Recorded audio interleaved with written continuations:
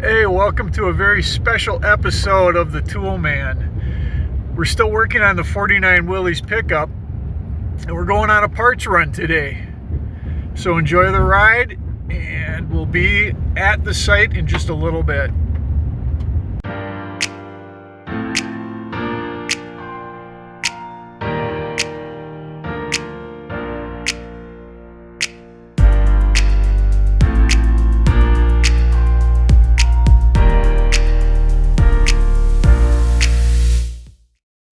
All right, we're here. This is what we came to get. So as a parts run, I think it's better just to take the whole truck, grab what we need, salvage the good parts, and get rid of what we don't want.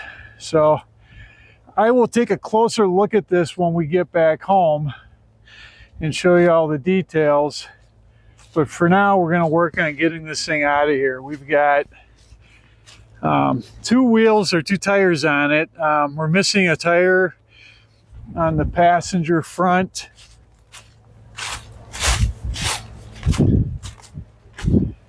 And on the driver side in the back. And it looks like we're down in the ground a little ways. So let's get those up in the air and get some good tires on. My buddy Guy agreed to come with me on this adventure, so I grabbed everything I could get my hands on out of my shop. I brought blocks, a jack, shovel, wrenches. Guy brought some stuff along, and of course, you know, we were still short, but we made it work. I grabbed all four wheels from my truck that I'd been working on. I figured it would make it a lot easier to get this thing up out of the ground and onto the trailer.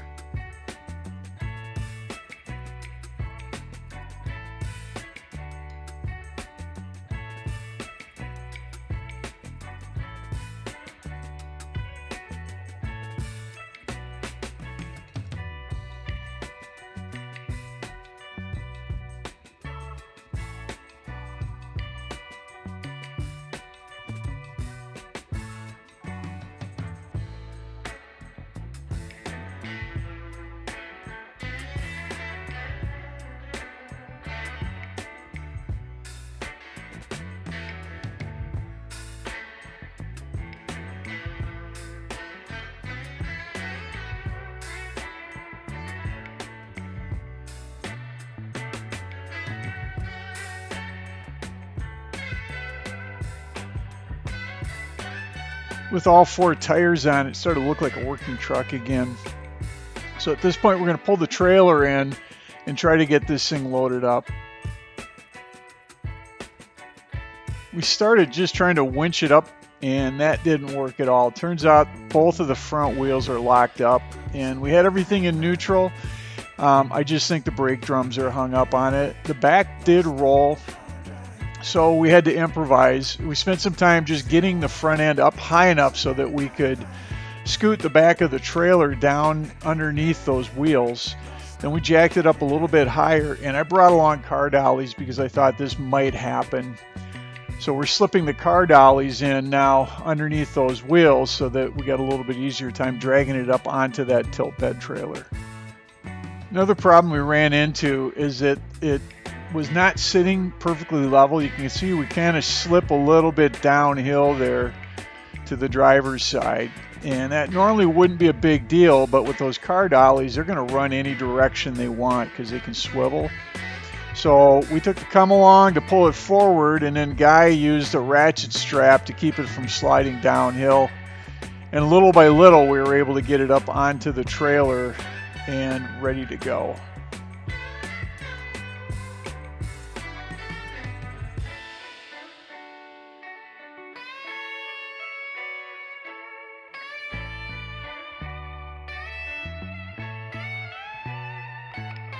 The site was actually pretty clean. The guy that I bought the truck from had just had a whole bunch of buckthorn cleaned out of there, and it was now just a bunch of oak trees.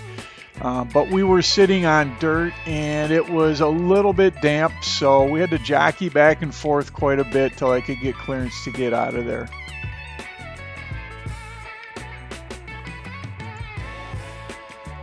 what you're seeing in a short segment was actually about a 2.5 hour job.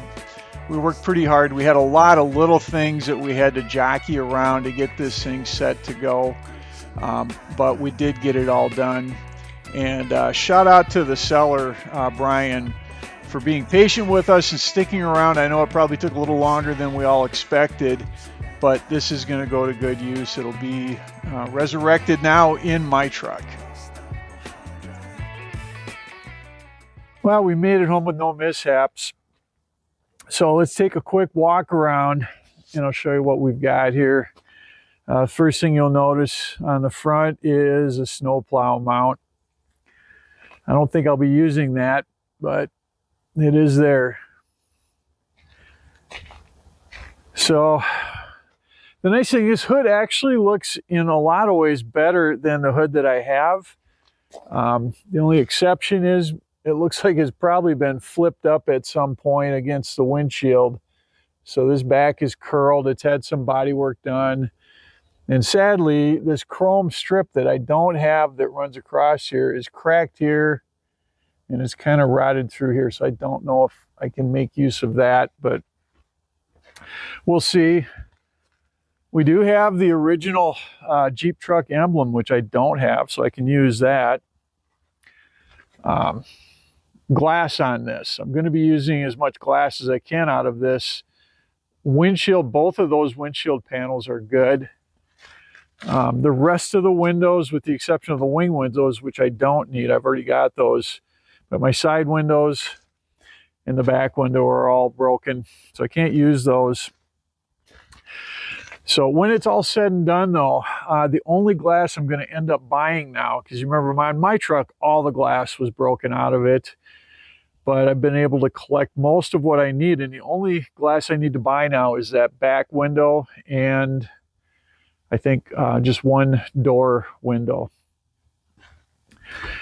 So let's look at the fenders here. The fenders look pretty good from a distance.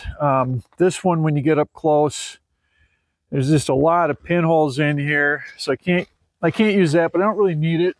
I do have on my fender one of the liner on the inside. One spot is kind of rusted out, so I may cut the good part out of this one. I haven't really looked at it that close.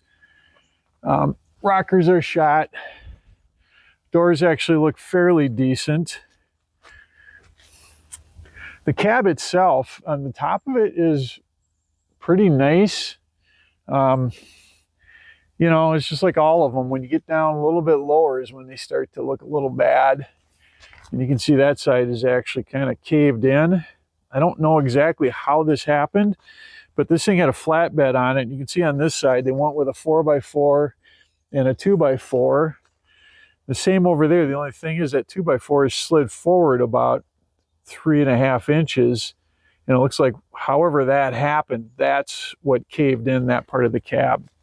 But I don't think this cab is worth saving, and we'll see a little bit more as we go. It also came with the plow blade. Now I don't need this, so I think what I'll be doing is pulling this off and putting it up for sale. Take a quick look at the frame. Glad I don't need a frame because this frame is way worse than mine. If you remember, mine had some rust starting just on the bottom from here to about here. This one, it's gone all the way up, so I don't think this frame is salvageable.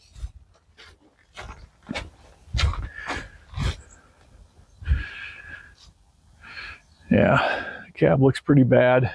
Again, this door is okay.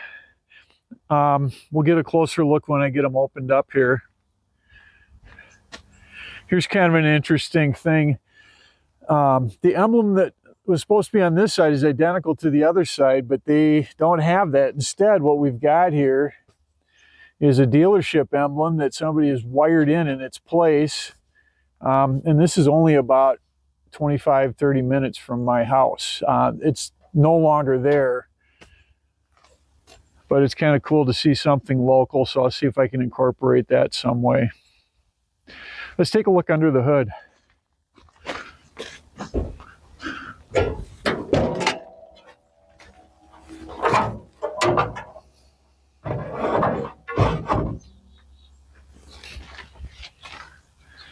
Okay, here's the nice thing. This engine's complete. I haven't tried to turn it to see if it's stuck yet, so I'll give that a shot in a little bit. But it's got the original flathead 4. The carb is there. There's no air cleaner. Hopefully, with the hood on here, nothing's gotten down in there. A couple other notable things. It's got the radiator, and I'm missing my radiator. Who knows what kind of condition this radiator is in, but it's here. So I'm going to pull that and test it, see what kind of shape it's in, see if we can possibly use it. The other thing that's interesting, that's a little different, is that we've got a hydraulic pump on here too. So that was, of course, used for that plow setup. And let's take a quick peek here. High-low Jeep. I'll have to do a little research on that, but I'll take this off and try to sell it with the plow. I don't have any use for something like this, but hopefully somebody out there is looking for this. The battery box actually looks good. Too bad I had to make one of my own. It's got the wiper motor. I may experiment with that. I mean, these are vacuum wipers, but if it works, right?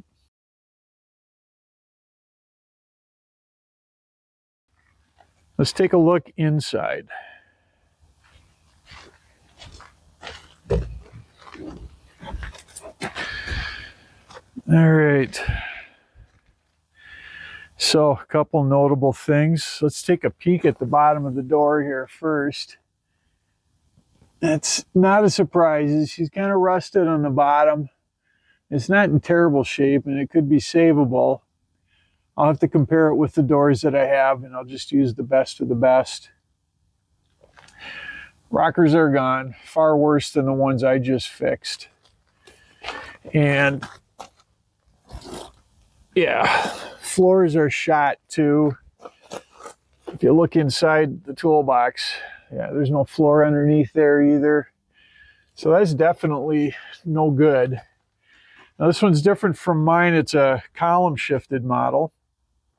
The steering wheel is okay. I mean, it needs to be restored, but the nice thing is it's got that original button in there, so I may make use of that.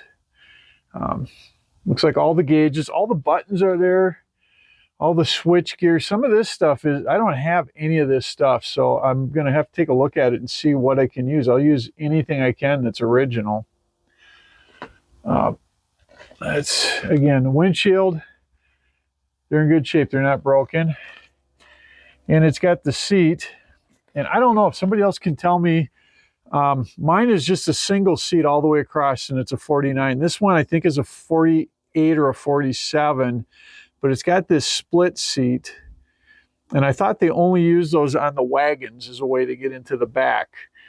But I've seen it on a couple of these, so there's a little more to these seats than the ones I have. So I'll take a look at these and pull them out and see what we can do. I think the next thing I want to do is get the inside of this thing cleaned out.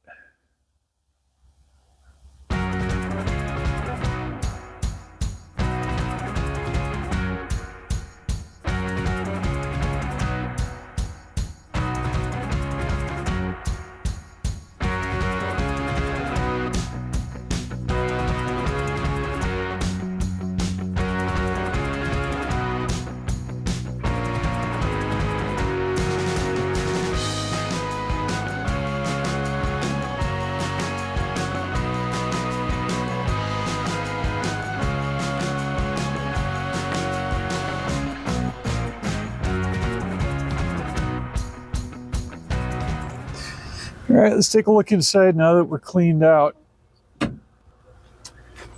First thing you'll notice is the floor is shot on this side just like it is on that side. So that's no big deal. Let's take a look at the glove box. The glove box door here has got the plate for the transmission and transfer case instructions. It's also got this nice Jeep truck emblem, which I don't have, so I'm going to be able to use this. Now let's look inside. This is another piece I don't have. This one's got a liner inside for the glove box. It's got a hole in it right there, but either I can fix this and use it or use it as a pattern to make my own. We still got all the switch gear here. So choke, cigarette lighter, lights, heater. I don't know what that black one is over there, and it doesn't really look original. And then we've got a little light here right near the steering wheel. It's a little red indicator light. If anybody knows what that is, let me know in the comments. We still got all the gauges, and I'm not going to be using these, but I can certainly pull them out and test them and sell them if they're good. Got the ashtray, and we've even got the switch for the wipers. So speaking of wipers, I'd like to show you something here. So on this, I've got a wiper on the driver's side, but on the passenger side, there's a block-off plate. So again, I wasn't aware that wipers on both sides was an option, but I guess the passenger doesn't really get to see much when it rains. So another thing I can see here is that these seats flip up. That one I can understand. If this is all kind of a standard set that they use in everything, flipping that up to get into the back of a wagon makes a lot of sense. But the driver's side flips up too. And I really don't know why that would be necessary, because the access to the toolboxes is right here on either side. On my 49, I don't have those doors. I've actually just got openings. So a flip-up seat might actually be kind of a quick, easy way to get into those toolboxes. So I'm going to give this some thought and decide whether I want to use these seats or the ones that I have already with my 49.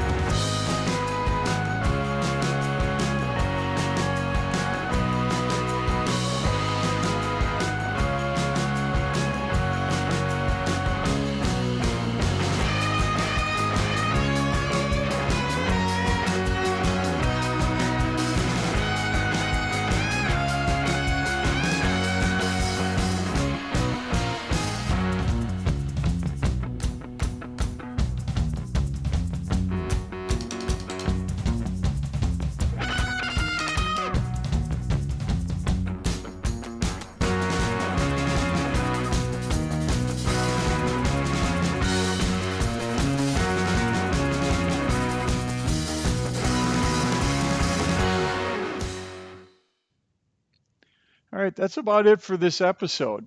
There's a lot of good parts on this truck I'm going to be able to use. I had hoped that some of those would be in better shape, some of the sheet metal, but that's okay. I can work with what I have. And I think the next thing I want to do is dig into the drivetrain on this thing. So I want to check the engine, see if it's stuck. I'd love to get it running. That would be a nice way to sell it.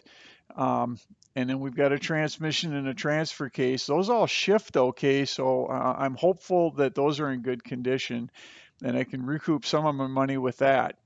And then after that, the rest of it is going to be up for grabs. I'd like to thank you for joining me. If you'd like to see how we got to this point, you can scroll down into the comments, and there's a link to a playlist for all of the videos on this project going back to the day I first brought it home. If you'd like to see progress going forward, you might want to hit that subscribe button, and hopefully my videos will pop up as I release them. Again, thanks for joining me, and I hope to see you next time.